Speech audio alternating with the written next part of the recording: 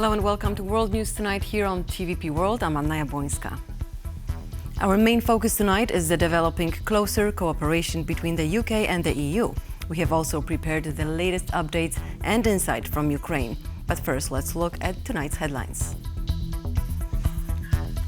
Polish Prime Minister Donald Tusk has chosen his trusted former aide, Piotr Sarafin, as Warsaw's candidate for EU Commissioner. Poland has signed a $10 billion deal to buy 96 Apache attack helicopters from the US. And football stars from Real Madrid are expected to thrill fans at the National Stadium in Warsaw.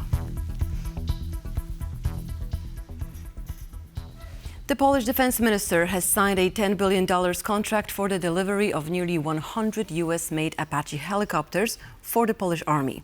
Upon delivery, Poland could be among the top 4 operators of attack helicopters in the world.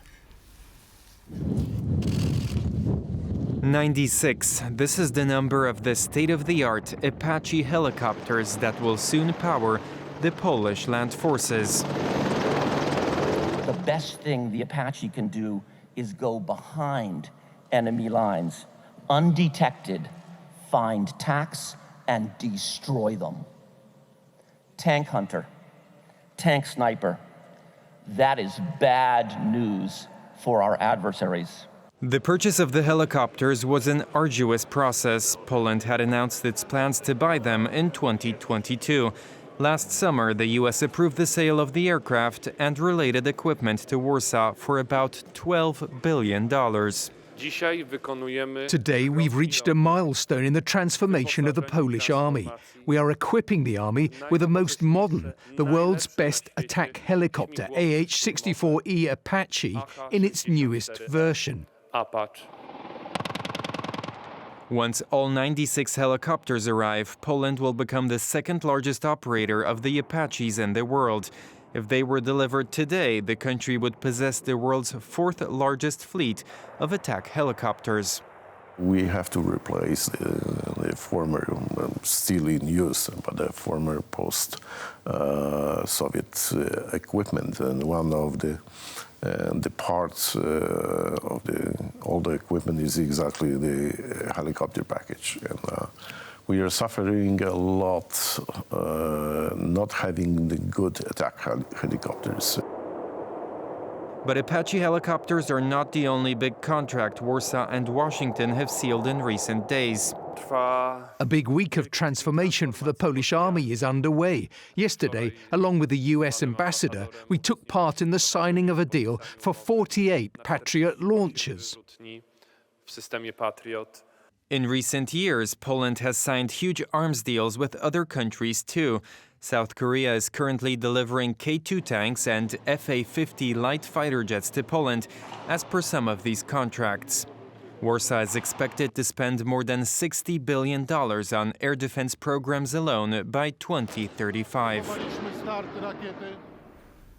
Piotr Sarafin, a trusted aide to the Polish Prime Minister, has been officially confirmed as Warsaw's candidate for an EU Commissioner. Donald Tusk announced that Sarafin, currently Poland's acting permanent representative to the European Union, will most likely be given the position of EU Budget Commissioner. Should all go according to plan, the new Commission cabinet will be in place by November. The largest party in Poland's ruling coalition called it a unanimous decision of the government. A very good candidate, the right man for the job. But in less than 6 months, we are going to take over the presidency. And there was speculation that Piotr Sarafin could lead it from the position of deputy foreign minister. Now that he won't be able to do so, another person will have to be found. But I don't know who the government could appoint. Polish Prime Minister Donald Tusk noted that it will now be up to the European Parliament and the President of the European Commission to decide on the portfolio Sarafin will receive. Tusk expressed hope that Sarafin would be responsible for the EU budget. Such a portfolio provides an opportunity to cooperate and influence various decisions in all areas of European life. And every commissioner in the EU has to reckon with this commissioner. In December last year, Sarafin became head of Poland's permanent representation to the EU. The move was seen as confirmation of his status as one of the government's key players in the corridors of power in Brussels.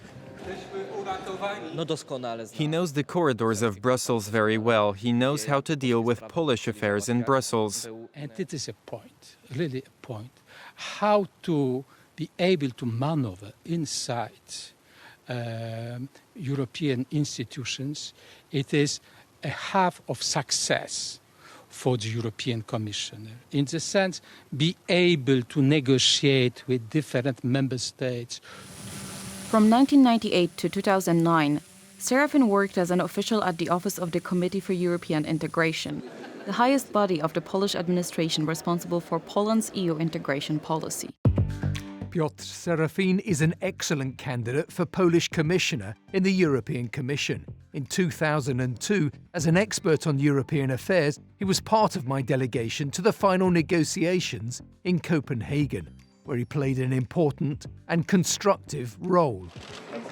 In 2004, the year of Poland's accession to the EU, he took up the position of director of the office's Department of Analysis and Strategy.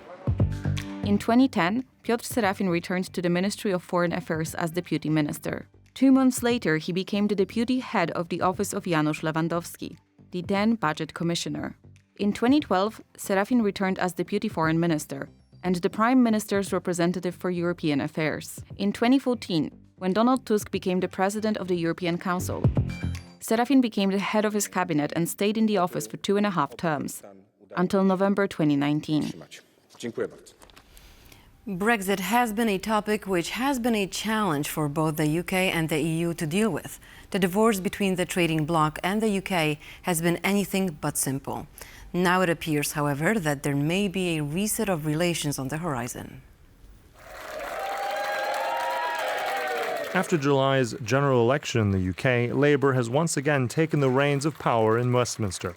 The new Prime Minister, Keir Starmer, seeks to rebuild ties with the EU, hoping for a fresh start. Every single member of the British cabinet voted to remain, and at least two members, two very significant members, that is Keir Starmer himself, the Prime Minister, and our Foreign Minister, David Lammy, actually went further and asked to have the referendum result overturned.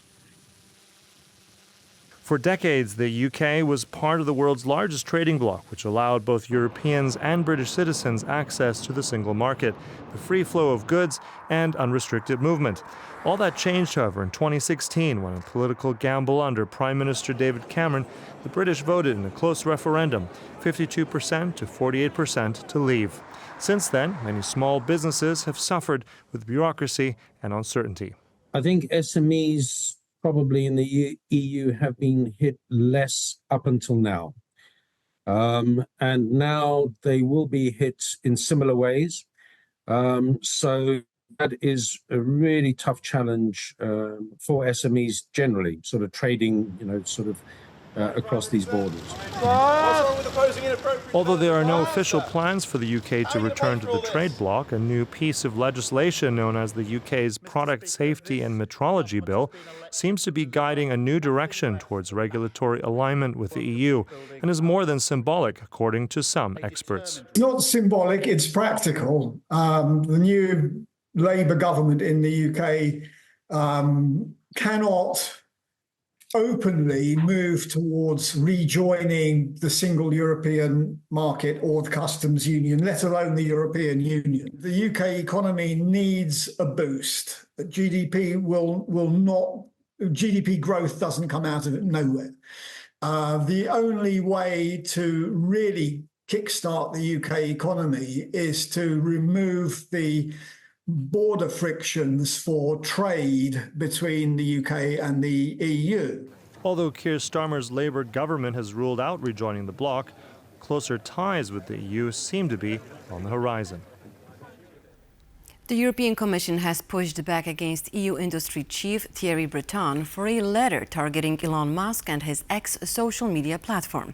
Breton published it just hours before Musk interviewed Donald Trump on the site, gaining significant attention. Breton reminded Musk that with great audience comes great responsibility, and that under the Digital Services Act, online platforms are required to closely monitor content posted on them and take active measures to limit the spread of harmful messages. Breton also pointed out that X has already been found violating the EU's digital rules last month and threatened further action. The interview itself was plagued by technical difficulties due to a DDoS attack and criticized for its form and length, with Musk giving Trump too much leeway and not challenging him on difficult topics. The heated exchange comes at a time of heightened tensions between the EU and the US tech giants. The EU has been at the forefront of digital regulation lately, with its AI Act being a prime example. As Ukraine's incursion into the Kursk region enters its second week, Kyiv says that the operation is intended to prevent Russian strikes against its own territory. It is also meant to stop further Russian reinforcements from reaching the front lines in eastern Ukraine. Now, joining us live from Kyiv with more insight is our Ukrainian correspondent, Oz Karaji. Good evening, Oz. Now, what more can you tell us about the operation? Well, after a week of relative silence here in Kyiv about the operation that the entire world is watching right now, we finally have some insight from the Ukrainian government over the last few days, starting to talk more and more openly about what's going on. Today in Zelensky's nightly address, he said the following: the more Russian military presence is destroyed in the border regions, the closer peace and real security will be for our state, which definitely indicates that the Ukrainians are planning something much longer term than a sort of small border crossing raid. It looks like they are trying to dig in and use this foothold inside Russian territory to negotiate or increase their strengthen their hand in negotiations. Now, the foreign ministry also put out statements to the press today. A foreign ministry spokesman, Jorge Tiki, said that the lack of long-range capabilities that Ukraine had has really forced their hand. They can't target some of the airfields and so on that are hitting Ukraine on a daily basis, bombarding Ukraine. So they've taken the initiative, seized the initiative, as Zelensky said, and tried to take land inside Russian territory to deter those strikes. He also talked about the fact that this operation will prevent resources and especially reinforcements from heading to the eastern parts of the country, where Ukraine has been losing some small but not insignificant ground to Russia in recent weeks. Speaking of the operation, the foreign ministry spokesman said, we do not seek to take territory, to seize territory. We seek to protect the lives of our people, trying to draw a distinction between how Russia is operating and how Ukraine is operating. And that seems to be something that's very important to Kyiv at the moment in light of this current operation. Back to you in the studio. Well, that's very interesting, and it also opens a question whether this will open new negotiations, talks between Ukraine and Russia. Oz, thank you very much for your live report. Stay safe, and we will talk to you soon. Now, Kyiv's advance into Russia's Kursk region has been hailed as brilliant and bold by a senior U.S. Republican senator in a visit to the Ukrainian capital. On the international stage, Lindsey Graham's cry to keep up the push is at odds with the response from China, which calls for the de-escalation of the conflict. In Russia, government media have been seeking to downplay the incursion, while President Putin has vowed what he called a worthy response. How are you? Welcome. Mr. Thank you so President? much. Thank you so much. Good to see you. Wonderful to be with you. Thank you very much. President Zelensky extends a warm welcome to two U.S. senators. Congratulations on Kursk. Thank you very much. Good work. Thank you. The visitors were full of praise for Ukraine's advance into Russian territory. What I think about Kursk: bold, brilliant, beautiful. Keep it up. Putin started this, kick his ass. Bottom line is to the administration, I appreciate your support. Let these people fight. Give them weapons they need to win a war they can't afford to lose. Lindsey Graham's enthusiastic call for more arms comes 6 months after a handful of Republicans stalled $61 billion of military aid to Ukraine. Breakthrough in Kursk on that front is historic. It is a seismic breakthrough. Good news, big news promising even more potential breakthroughs. In an embarrassing blow to Russia's reputation, Ukrainian soldiers smashed through the Russian border a week ago in a surprise attack. They've now advanced some 30 kilometers into Russia's Kursk region, claiming around 1,000 square kilometers of territory. Experts say it's a major gain for Ukraine. It's very significant for a number of reasons. Primarily, I think, the change of narrative in the war. This, I think, was the first objective of this operation. It was to make us talk about it and give encouragement to Ukraine's supporters. Russian forces claim they've stopped Ukrainian troops moving further into the Kursk region. In an interview with Elon Musk on the X social media platform, former US President Donald Trump revealed he had cautioned President Putin about invading Ukraine. I know Putin very well. I got along with him very well. He respected me, and it's just one of those things. And we would talk a lot about Ukraine. It was the apple of his eye. But I said, don't ever do it. Don't ever do it. Russia says more than 120,000 people have left their homes, and 400 shelters have been opened across the country. Reports suggest that state media outlets have played down the incursion in a bid to minimize potential panic over the advance. As Ukraine's grip in Kursk tightens, Putin has said Kyiv would receive what he called a worthy response without providing details. Beijing has urged de-escalation in the conflict. A foreign ministry spokesperson said there should be no expansion of the battlefield and no escalation of fighting. Hungarian MP Balázs Orbán posted on social media that the incursion was disturbing news. As Russia's military is humiliated, he wrote that the world must wake up now. Kyiv says it has no interest in occupying territory in the Kursk region, and that its major cross-border incursion would complicate Russian military logistics and its ability to send more units to fight in Ukraine's east. Protests have erupted in the Slovakian capital because of the country's cultural minister's decision to dismiss the heads of several publicly funded cultural institutions. These officials have been accused by the minister of having engaged in political activism. Slovakians are once again protesting the actions of Martina Simkovitsova, the country's culture minister. She recently dismissed the heads of the Slovak National Gallery, the National Theatre, and of several other publicly funded cultural institutions. I am actually offended that someone comments like this about the work of so many people in the theater, in the gallery, who really all know who we are in culture, that often we lack free time. We know for what salaries we work. We know under what conditions. And then someone throws it all in the trash and says so unkindly that you are actually inefficient. Simkovitsova claims that the institutions have been engaging in political activism. This echoes Prime Minister Robert Fico's recent statements, in which he criticised what he called the expansion of progressive ideology in Slovakia. Opposition politicians, however, doubt that this was the main motivation behind the dismissals.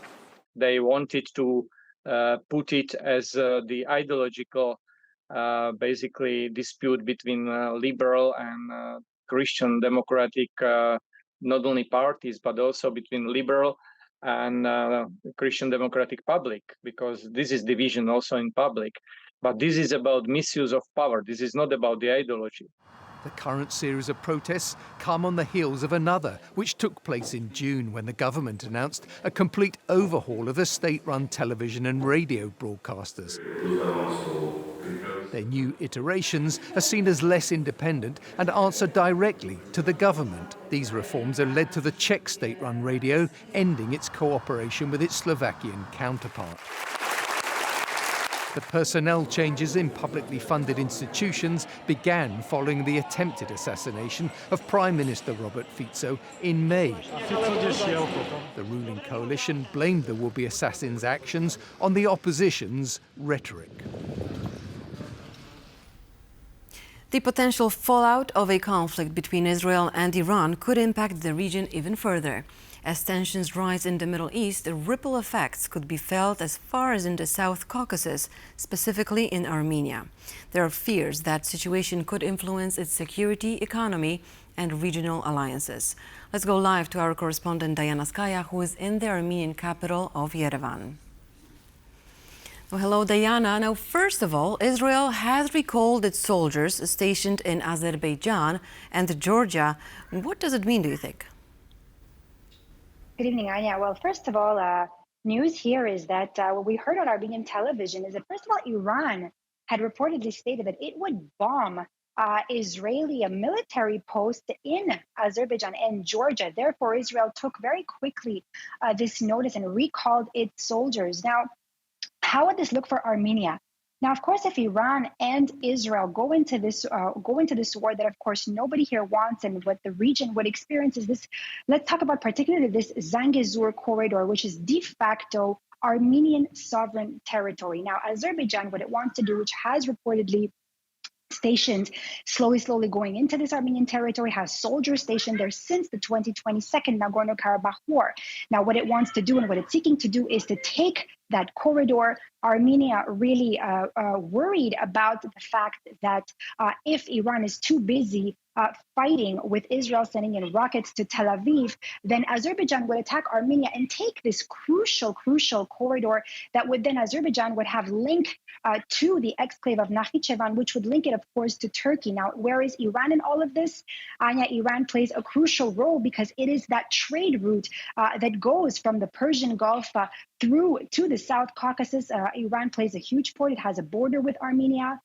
It has a big trade route. And of course, if Azerbaijan and Turkey would now control this specific Zangezur corridor, which is in Armenian territory, we're talking about also possible more foreign security, possible foreign security other people established in the corridor, which Iran would definitely not support. It would divide Armenia into two ports, and it would, of course, give more leverage to Azerbaijan and Turkey, who would then control the enclave and not Iran. We're talking about a big, really a diplomatic shift here, not only geopolitically, in trade routes and in economy.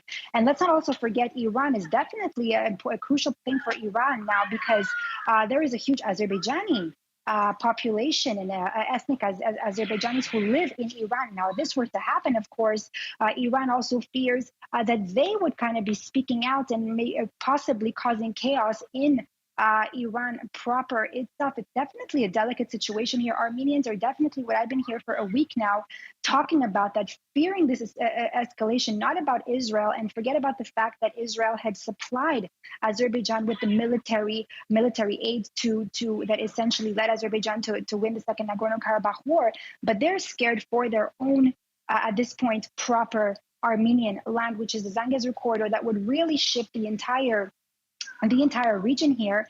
And now we're talking about giving away Armenian territory. And of course, this would cause a major economic, geopolitical shift for Iran. And of course, the control that Iran wants to withhold in this region in the South Caucasus. Anya? Well, Diana, it sounds very complicated. And do keep us up to date as the story develops. Thank you very much. Take care.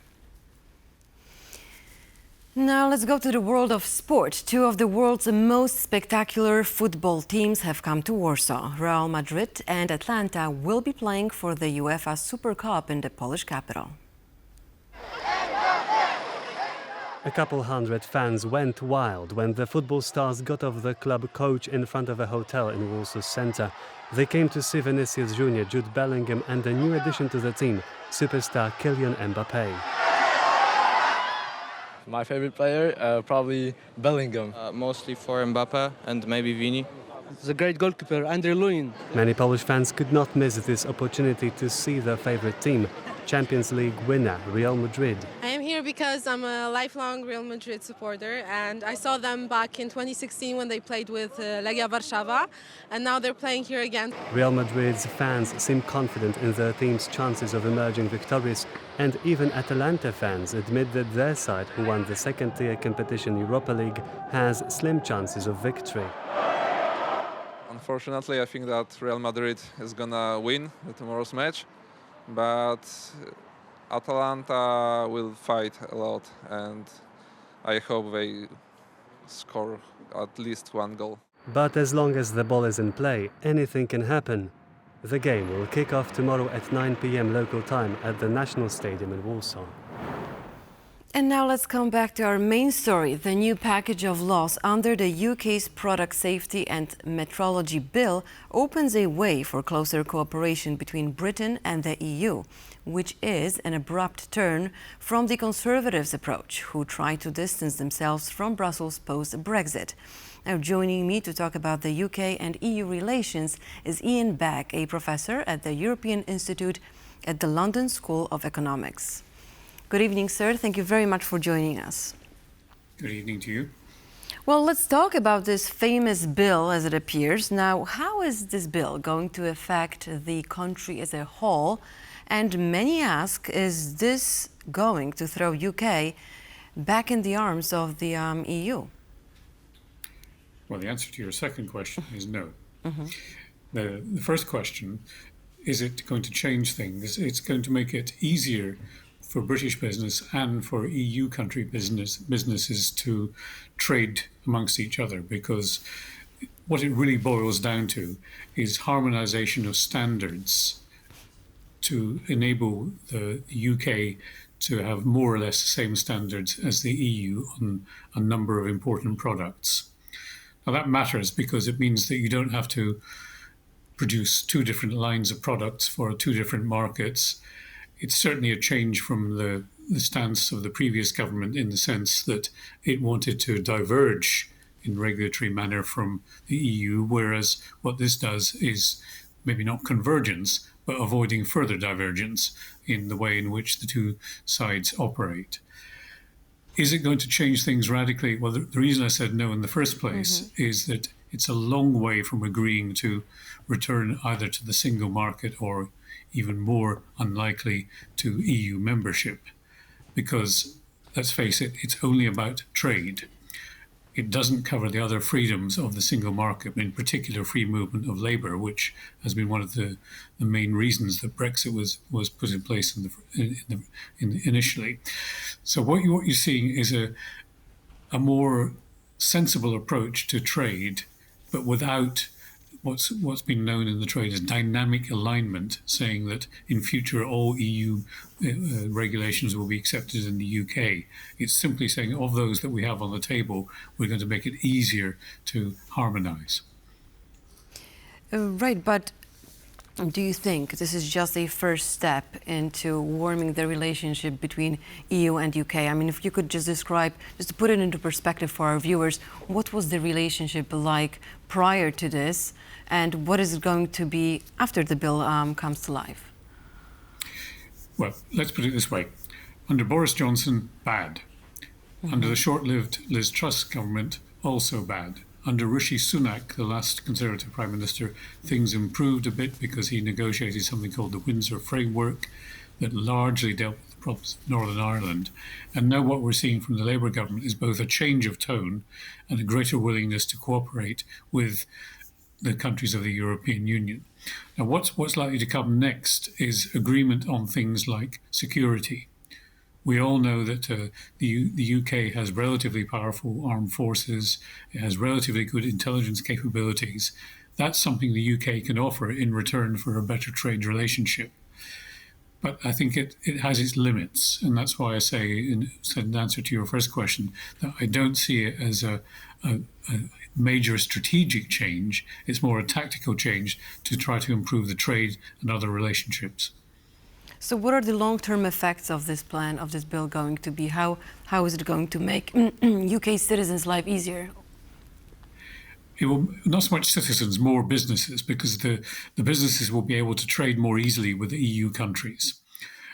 Citizens benefit to the extent that they can now more easily receive from EU countries things that they might have found it more difficult to achieve when there was regulatory separation.